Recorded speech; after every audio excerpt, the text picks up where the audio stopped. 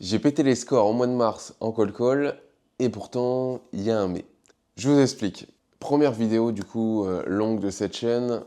Première vidéo qui vous donnera peut-être des indices du coup pour les projets suivants. Donc pour revenir au souci, j'ai commencé le cold call et la prospection téléphonique fin octobre. J'ai commencé avec mon frère et j'ai par la suite en 2026 eu d'autres clients que lui qui m'ont permis de passer beaucoup d'appels. Voilà, aujourd'hui je suis à plus de presque 2500 appels depuis que j'ai commencé.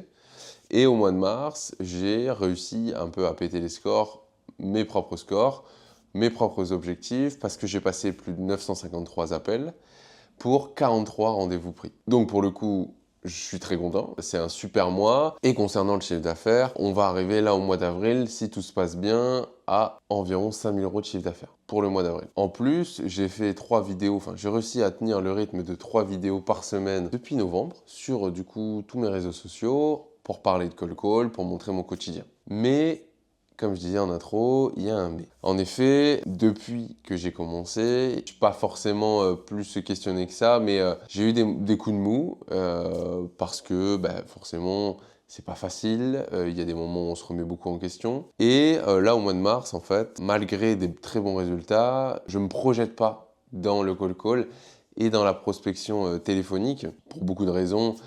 Déjà la première qui est qu'en fait on appelle pour pas mal de clients différents, parce que je travaille par exemple avec une agence de prospection, on travaille avec pas mal de clients différents, on travaille avec eux 2 mois, et au bout de 2 mois, on n'entend plus parler d'eux, on n'est pas intégré à l'entreprise. Alors c'est le principe de la boîte et de l'agence de prospection, mais en fait je pense que c'est un peu quelque chose qui me manque de pouvoir construire sur le long terme. Donc forcément ça crée beaucoup de frustration et ça crée ce sentiment de ne pas réussir à pouvoir se projeter et de pas forcément faire quelque chose que j'aime. Et je trouve ça un peu dommage de faire de l'entrepreneuriat et de pas faire quelque chose qui nous passionne ou du moins qu'on aime faire tous les jours. Alors maintenant je pense qu'il n'y a pas de recette miracle. J'ai testé le cold call et je suis super content d'avoir testé. Juste, j'ai d'autres envies, j'ai d'autres sujets que j'ai envie d'explorer. Et c'est de là est venue donc la décision que j'ai prise, qui est de mettre pendant un temps, du coup, le cold call, pas de côté totalement, parce que j'aurais besoin d'une source de revenus quand même dans les débuts de ma prochaine activité, mais qui sera de diminuer petit à petit les appels, de réduire avec un seul client pour essayer de passer un maximum de temps sur mon nouveau projet, plutôt mes nouveaux projets, qui seraient en lien avec du coup la création de contenu. Alors, qu'est-ce que j'entends par création de contenu? Déjà, en priorité, j'aimerais beaucoup me concentrer sur une chaîne YouTube plus importante. C'est-à-dire que créer des formats longs comme je le fais là actuellement et pouvoir en fait capitaliser dessus sur le long terme. Donc on en revient un petit peu à ce problème de base, là où en fait je vais pouvoir mettre des billes sur des vidéos qui vont durer longtemps, sur des vidéos aussi qui m'intéressent, avec des sujets qui m'intéressent un petit peu plus. Donc j'aimerais dans un premier temps me concentrer et créer une chaîne YouTube un peu plus complète autour de l'entrepreneuriat et du sujet du moment qui sera du coup autour de la création de contenu. Alors par rapport à ça, c'est vrai que c'est un domaine qui m'intéresse. Ça pour le coup, j'en parlerai dans une prochaine vidéo. Et me mettre à fond là-dedans, faire 6 mois, d'essayer de voir comment on peut rémunérer tout ça autour du sport, autour de l'entrepreneuriat, pourquoi pas aussi autour du voyage parce que j'ai pas mal de contenu, et de voir quelles sont les sources de revenus qu'on pourrait essayer d'aller chercher autour de tout ça. Donc concrètement, aujourd'hui, ça fait peur.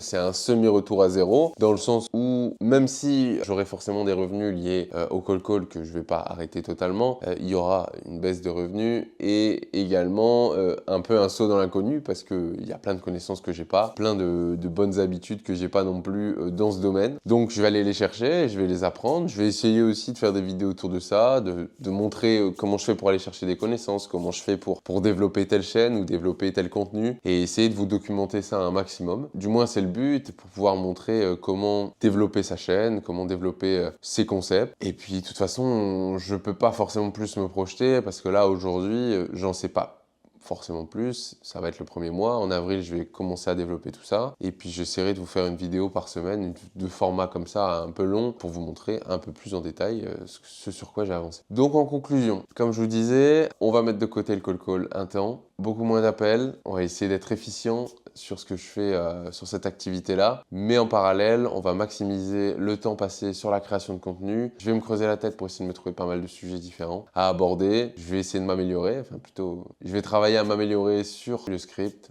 la rédaction, la luminosité, tout ce qui est en lien avec la création de contenu de toute façon. Donc si tu as envie de voir plus de formats longs de ce type, je te conseille de t'abonner. Si tu as envie de suivre l'aventure également, et de toute façon n'oublie pas, c'est un peu le mantra depuis le début de cette chaîne et depuis le début de mon parcours sur les réseaux sociaux, quoi qu'il arrive, on s'adapte, mais on garde le cap. À plus.